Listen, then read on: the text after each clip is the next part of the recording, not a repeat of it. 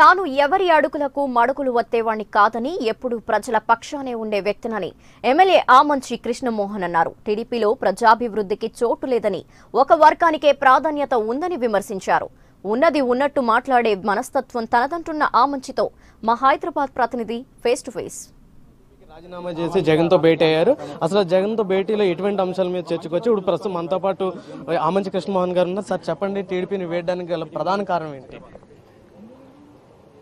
అక్కడ సమాజం నిజంగా దాన్ని ఎలా పైకి తీసుకురావాలి అనే దృక్పథం కాకుండా ఒక వర్గాన్ని ఎలా పైకి తీసుకురావాలి అనేదే జరుగుతుంది. మాబోటాళ్ళకి పెద్ద స్పేస్ లేదు, సమాజంలో వివిధ వర్గాలకు స్పేస్ లేదు, అభివృద్ధి విషయంలో కానీ ఇతర వ్యవహారాల మీద అసలు ఇంట్రెస్టే లేదు. ఏదైనా 4 ఓట్లు వస్తున్నాయంటే ఒక గంట మాట్లాడుకొని మరుసటి రోజు అది జీవో కింద ఇస్తారు తప్పితే అక్కడ సరైన పరిపాలన జరగట్లేదు. సార్, ఇందాక కూడా మేము చేసాం, మీడియాతో మాట్లాడుతూ టీడీపీ ప్రవేశపెట్టిన పథకాలను కూడా విమర్శించారు. అంటే మీరు గతం నుండి గెలిచిన కారణం కూడా టీడీపీలో జాయిన్ అయ్యారు, అప్పటి నుండి కూడా టీడీపీలో 1.5 year తర్వాత జాయిన్ అయ్యాను.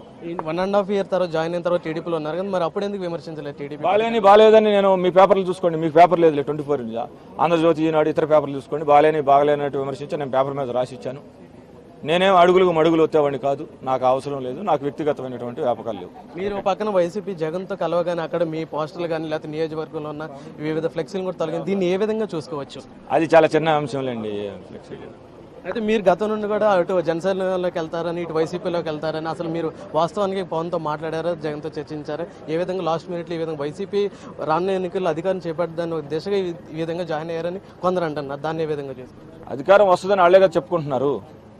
నాకు అలా ఉన్నది, అధికారం వచ్చినా లేకపోయినా ధర్మబద్ధంగా ఏదుంటే అది చేసే మనస్తత్వం, ఇటు ధర్మం ఉందని ఇటు వచ్చానంతే. విధంగా చూసుకున్నట్లయితే టీడీపీ బాధించిన బట్లే వైసీపీతో జాయిన్ అయ్యాను, రానున్న ఎన్నికల్లో కూడా కన్ఫామ్గా వైసీపీ గెలుస్తుందని ధీమా వ్యక్తం చేశారు ఆమంచి కృష్ణమోహన్ గారు.